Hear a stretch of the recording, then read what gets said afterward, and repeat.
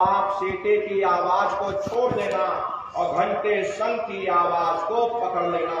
एक बार प्रेमी भाई बहनों, आप उस आवाज को पकड़ लो, फिर वो आवाज आपको नहीं छोड़ेगी, खींच करके शरीर से बाहर कर देगी। तो रोज आना, रोज ब्रह्मांडों की सैर करना, रोज देवी देवताओं के दर्शन करना, रोज राम के दर्शन करना और रोज कृष्ण के दर्शन करना। तो प्रेमी भाई बहनों, ये सुमरन, ध्यान और भजन, तीन क्रियाएं आपको बताई गई। रास्ता बिल्कुल सच्चा है, आप करोगे आपको अनुभव होगा, दिखाई भी पड़ेगा और सुनाई भी पड़ेगा। लेकिन इतना ध्यान रखिएगा कि जो भी दिखाई सुनाई पड़े किसी को बताइएगा नहीं। ये गूंगे की मिठाई है, ये परमार्थी दौलत है। अरे आप अपनी दौलत को कितना छिपा करके रखते, घर के अंदर अलमारी में ताला लगा करके रखते, कोई बाजार में ढिंढोरा नहीं पीटता मेरे घर में इतनी दौलत रखी। अब अगर ढिंढोरा पीटोगे चोर चोरी कर ले जाएंगे। ऐसे ही प्रेमी भाई बहनों, वो परमार्थी दौलत है, जितना इसको छिपा करके रखोगे उतना रास्ता खुलता चला जाएगा। तो भजन, ध्यान, सुमरन नित्य नियम से आप लोग करिएगा, नागा नहीं होना चाहिए। अरे आप शरीर को भोजन देते हो, सुबह दोपहर शाम खाते रहते, लेकिन कभी आपने विचार नहीं किया ये जीवात्मा जो जन्म जन्मांतरों से भूखे प्यासे बैठी, कभी आपने इसको भोजन नहीं दिया। अरे इसका भोजन शब्द है, इसका भोजन नाम है। अपना ये नियम बनाइए कि पहले हम अपनी जीवात्मा को भोजन देंगे, फिर अपने शरीर को भोजन देंगे। अगर ये नियम आपका बन गया तो आपका लोक भी बन जाएगा और परलोक भी बन जाएगा। अरे प्रेमी भाई बहनों, मालिक को पाने के लिए तुम्हें घर बार छोड़ने की जरूरत नहीं है, तुम्हें बाल बच्चे छोड़ने की जरूरत नहीं है, तुम्हें जात बिरादरी बदलने की जरूरत नहीं है। अरे जात पात के रगड़े झगड़े ये हमारे अपने नहीं, ये सिर्फ हमारे मन की खुराफात है। आप सभी लोग बुद्धिमान हो, अपनी अपनी बुद्धि से आप सभी लोग विचार करिएगा। जब गुरु नानक साहब नहीं आए थे तब कोई सिख नहीं था, जब मोहम्मद साहब नहीं आए थे तब कोई मुसलमान नहीं था, जब ईसा मसीह साहब नहीं आए थे तब कोई ईसाई नहीं था। और पीछे लौटते चले जाओ तो केवल मनुष्य ही मनुष्य रह जाते। ये रगड़े झगड़े किसने पैदा किए? ये हमने आपने पैदा किए। अरे कोई भी महात्मा यहाँ पर आकर के ना कोई कौम बनाने आता है, न कोई महात्मा यहाँ पर मजहब चलाने आते, और ना ही आप हमारे हाथों में ये डंडे और तलवारें देने के लिए आते। अरे आप तो सच्चा मार्ग, सनातन मार्ग समझाने के लिए इस धरा भूमि पर शरीर रूप में अवतरित होते।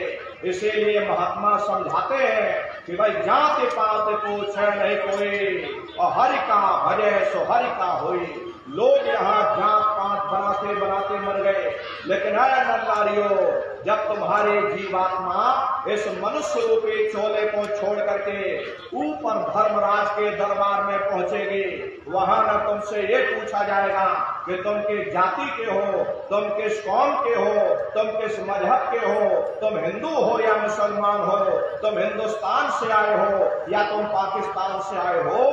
अरे वहां तुम्हारे कर्म देखे जाएंगे, भक्ति भाव देखा जाएगा, मालिक से मिलने का प्रेम और प्यार देखा जाएगा।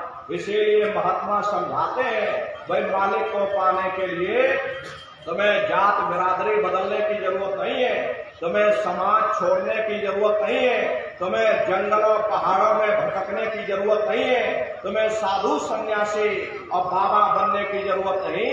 अरे भाई तुम अपने अपने घर परिवार में रहो, अपने अपने बाल बच्चों के साथ रहो, मेहनत और ईमानदारी से काम करो, और 24 घंटे में घंटा 2 घंटा अपनी जीवात्मा के कल्याण के लिए सुरत शब्द नाम की कमाई यानी कि सुमरन, ध्यान और भजन करिएगा। अरे नर नारियों, यही दौलत तुम्हारे काम आएगी, बाकी सब तुम्हारा यही पड़ा रह जाएगा।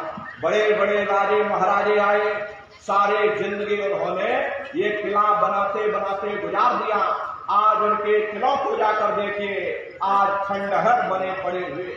विश्व विजेता सिकंदर सारे दुनिया पर राज करने का ख्वाब देखता था, वो भी मुट्ठी खोल करके चला गया। कोई क्या साथ लेकर जाएगा? जो चीज तुम्हारे साथ में जाने वाली वो केवल मालिक की भक्ति है। इसलिए प्रेमी भाई बहनों, वो दौलत कमा लो जो अंत समय में तुम्हारे काम आवे, वरना ये समय तुम्हारा निकलता चला जा रहा। हम लोग कहते हैं कि भाई हमारी उम्र बढ़ रही, अरे आपकी उम्र बढ़ नहीं रही, आपकी उम्र दिन प्रतिदिन घटती चली जा रही। ये चंद सौ की पूंजी जो लेकर के आप लोग बैठे हो, ये दिन प्रतिदिन कम होती चली जा रही। एक समय ऐसा आएगा ये बुलबुला तुम्हारा टूट जाएगा, फिर न जाने तुमको दोबारा मनुष्य शरीर मिले ना मिले। अरे तुम भटकते रह जाओगे नरकों चौरासियों में। इसलिए प्रेमी भाई बहनों, अहो भाग्य है आपका, आपको ये मानव तन मिल गया। इस मानव मंदिर में बैठ करके वो आत्मधन कमा लो, वो रूहानी खजाना कमा लो, जिससे तुम्हारे जीवात्मा का कल्याण हो जाए। तो सुमरन, ध्यान और भजन नित्य नियम से आप लोग करिएगा। और देखो प्रेमी भाई बहनों, सभी लोग शाकाहारी रहना, क्योंकि हमारे गुरु महाराज ने शाकाहार पर विशेष जोर दिया। गुरु महाराज बराबर कहते थे, ए बच्चा तुम लोग शाकाहारी रहना, शाकाहार का प्रचार करते रहना, इसी से देश और दुनिया में भारी परिवर्तन होगा। अरे नर नारियों, परिवर्तन कोई कानून बनाने से नहीं होता, परिवर्तन कोई आंदोलन करने से नहीं होता, परिवर्तन कोई तोड़ फोड़ करने से नहीं होता। परिवर्तन तब होता है जब लोगों के विचार बदलते हैं, लोगों की भावनाएं बदलती हैं। विचार जब बदलेंगे, जब लोगों का खान पान शुद्ध होगा। अरे देशी कहावत है कि जैसा खाए अन्न और वैसा होए मन।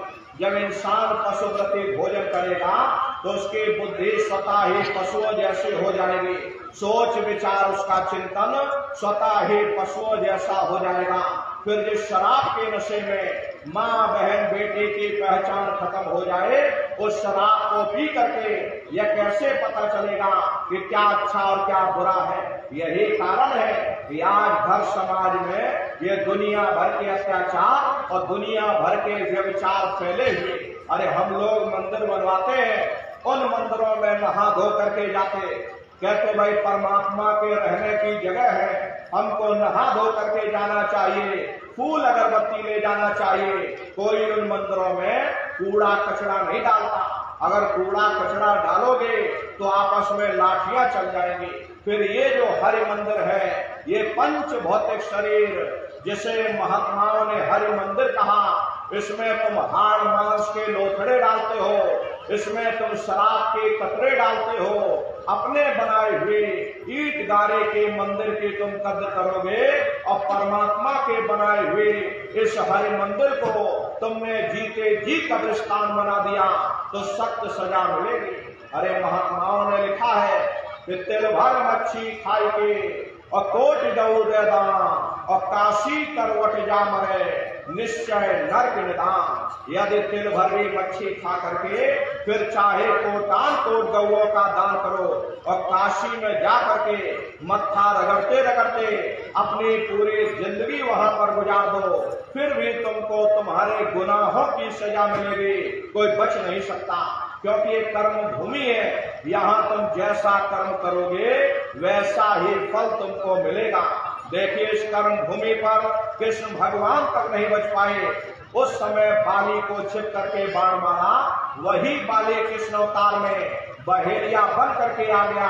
कृष्ण भगवान के पैरों में पद्म चमकता था, हिरण की आंख समझ करके और बहेलिये ने निशाना मार दिया। जब पास में आकर के देखा कृष्ण भगवान थे, अफसोस करने लगे, लेकिन कृष्ण भगवान ने उसको समझाया कि इसमें तुम्हारा कोई दोष नहीं, उस समय हमने तुमको मारा, आज तुमने हमको मार दिया, हमारा तुम्हारा बदला पूरा हो गया। कर्म प्रधान विश्व रच राखा, जो जस करे सो तस पंचा था। ये कर्मों का ऐसा देश है, यहाँ तुम जैसे बीज बोगे वैसी ही फसल काटोगे। इसलिए प्रेमी भाई बहनों, आप सभी लोग शाकाहारी रहिएगा। शाकाहार का प्रचार अपने अपने क्षेत्रों में बराबर आप लोग करते रहना। अरे नर नारियों, ये धर्म का प्रचार है। अरे सतयुग कैसे आएगा, राम राज कैसे आएगा? राम राज कोई भाषण देने से नहीं आने वाला। राम राज जब आएगा जब आप धर्म का प्रचार करोगे, और धर्म का प्रचार करने की जिम्मेदारी हम सभी प्रेमी भाई बहनों की है, क्योंकि हम सभी लोग अपने गुरु के जलाए हुए चिराग हैं। अगर एक एक चिराग एक एक गांव में पहुंच जाएगा, ये पूरा गांव प्रकाशवान हो जाएगा, ये पूरा समाज प्रकाशवान हो जाएगा। इसलिए प्रेमी भाई बहनों, धर्म के प्रचार में आप सभी लोग अपना अपना योगदान दीजिएगा। देखिए, हमारे गुरु महाराज ने अपने गुरु की याद में मथुरा आश्रम पर इतना विशाल मंदिर बनवाया। गुरु महाराज बराबर कहते थे कि बच्चा मंदिर का जीता जागता देवता, अरे वहां बैठ करके बरकत बांट रहा। अरे आप लोग आइए, वहां कोई रुपया पैसा नहीं चढ़ाया जाता, कोई चंदा चुटकी नहीं चढ़ाई जाती। अरे आप लोग आए, मंदिर के देवता के सामने अपनी एक बुराई को चढ़ा दीजिए। वहां पर बुराई चढ़ाई जाती है कि हम आज से मांस मछली नहीं खाएंगे, हम आज से अंडा शराब का सेवन नहीं करेंगे, हम आज से झूठ नहीं बोलेंगे, हम आज से किसी को धोखा नहीं देंगे। अरे आप अपनी एक बुराई चढ़ा दो, आपकी एक मनोकामना पूरी होगी। ऐसा वरदानी मंदिर गुरु महाराज ने अपने गुरु की याद में मथुरा आश्रम पर बनवाया। उन्हीं की याद में ये पावन भंडारे का कार्यक्रम 1 दिसंबर से और 5 दिसंबर तक मथुरा आश्रम पर मनाया जाएगा। तारीख आप लोग याद रखिएगा, 1 दिसंबर से और 5 दिसंबर तक ये भंडारे का कार्यक्रम होगा। आप सभी प्रेमी भाई बहन इस भंडारे के